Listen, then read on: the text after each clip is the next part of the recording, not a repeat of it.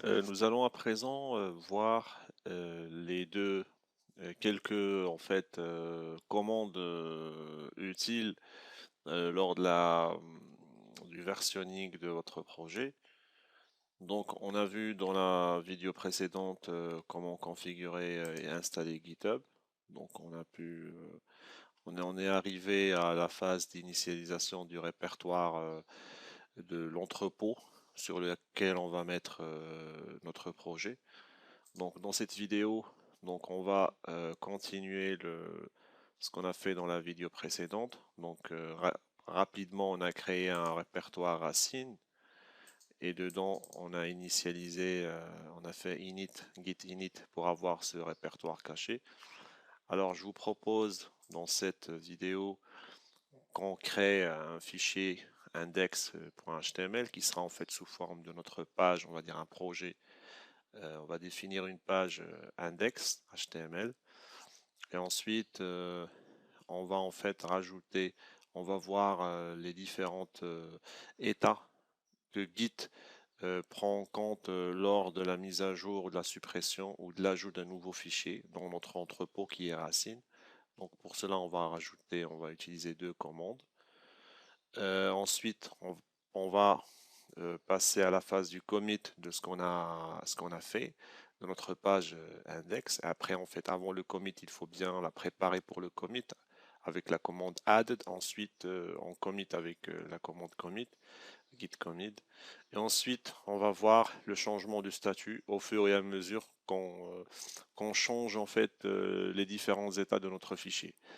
Donc, nous allons alors, nous allons ouvrir Git, le lint command, cmd. Ensuite, nous allons nous placer sur notre entrepôt qui est racine. Et là, donc, on n'a encore rien rajouté. On va juste mettre cette commande git statut.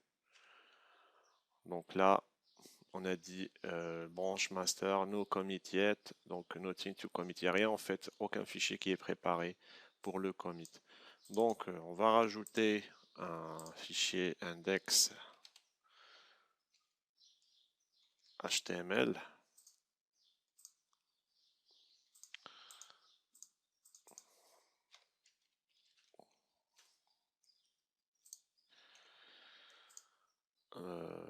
Alors, je vais... donc maintenant, je retape la commande statut. Là, on va voir que il nous dit qu'il y a un fichier euh, to include, donc un fichier qui est nothing added to commit, but un tracked fichier présent. Donc c'est un fichier qui n'est pas encore traqué, qui n'est pas encore prêt pour être commité. Donc on est arrivé donc à cette phase-là. On est en fait dans la phase 1.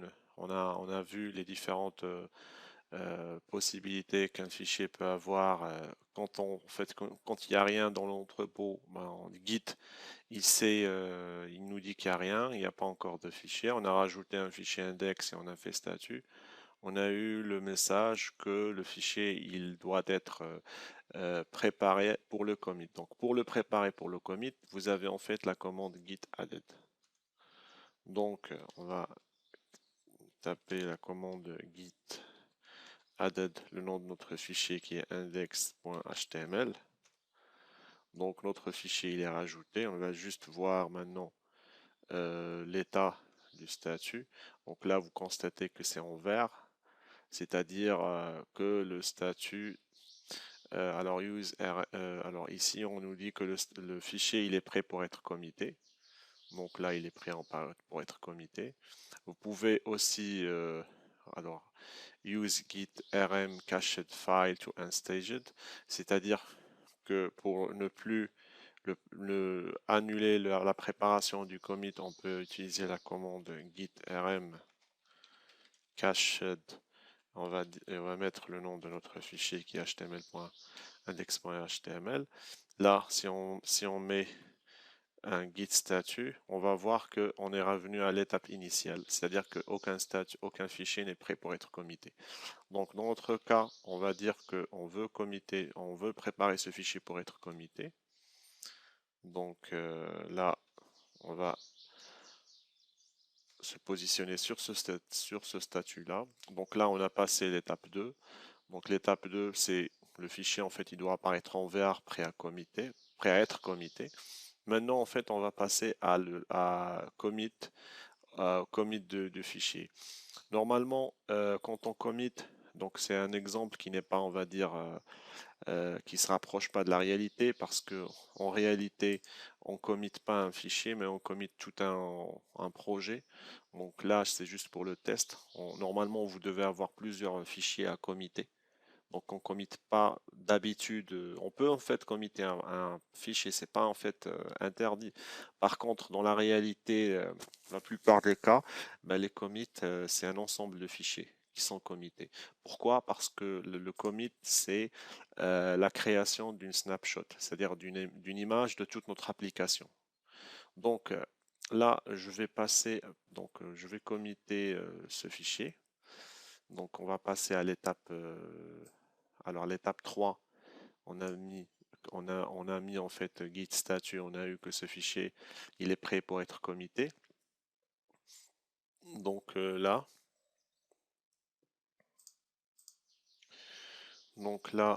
alors RM, un stage, donc il est à l'état staged, c'est-à-dire qu'il est prêt pour être commité. Ensuite, alors dernière commande qu'on va mettre, c'est git commit. Git commit. Avant de passer à git commit, donc par rapport à cette commande-là, git added, vous pouvez mettre git added si vous avez plusieurs fichiers. Git added point, ça veut dire que vous allez committer, si vous en avez ici plusieurs fichiers, vous allez tout préparer pour le commit. Donc il suffit de mettre point. Donc point, c'est-à-dire tous vos fichiers. De toute façon, ça donne le même résultat. Donc là, on mettra un git commit. Et donc là, nous avons en fait eu Notepad++ qui s'est exécuté parce qu'en fait, on l'a défini dans la vidéo précédente. Notre éditeur par défaut, c'est Notepad++. Donc là, on va mettre le message de notre commit. Alors, je peux mettre commit du fichier, ou bien je peux mettre alors version 1.0 par exemple. Ensuite, je ferme Notepad et là, si je fais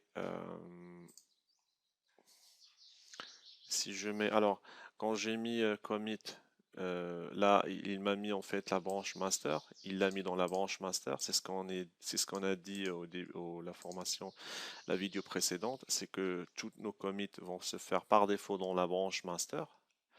Et donc, et c'est ça en fait qui m'a mis ici, master root commit. Alors, one file changed. Et donc, voilà, ça c'est l'identifiant de mon commit. Et maintenant, si je fais git statut, alors là, je reviens à l'état qu'il n'y a aucun fichier unstaged, c'est-à-dire aucun fichier n'est prêt pour être commité. Tout a été commité. Donc voilà. Arrivé à ce stade-là, nous avons créé une snapshot de notre projet, notre application, même si c'est juste un fichier XML pour ne pas trop vous encombrer dans les choses. J'ai préféré être très simple, même dans mon exemple. Donc voilà, arrivé à ce stade-là, on a créé en image notre projet. Je vous retrouve dans la vidéo suivante pour vous montrer donc euh, la, la manipulation qui permet de ignorer des fichiers. C'est utile dans le cas où on a par exemple ici, si par exemple on a un fichier qui s'appelle par exemple connexion. Donc si vous avez ces fichiers-là qui ressemblent à ce genre de, qui sont comme ça, par exemple, ici on met le host, ici login, ici le mot de passe. Alors ce genre de fichier, normalement, ici, vous devez ne pas le commit, il doit ne pas être un fichier qui est public. Et du coup, même si, donc s'il est dans votre entrepôt, vous travaillez avec Git, euh, vous faites des commits, et normalement ce genre de fichier-là, il doit pas être commité. Donc il y a en fait une possibilité qui va permettre de le sélectionner, de dire à Git de ne pas commiter certains fichiers dans votre entrepôt. Donc voilà, je vous retrouve dans la vidéo suivante pour plus d'explications. Merci.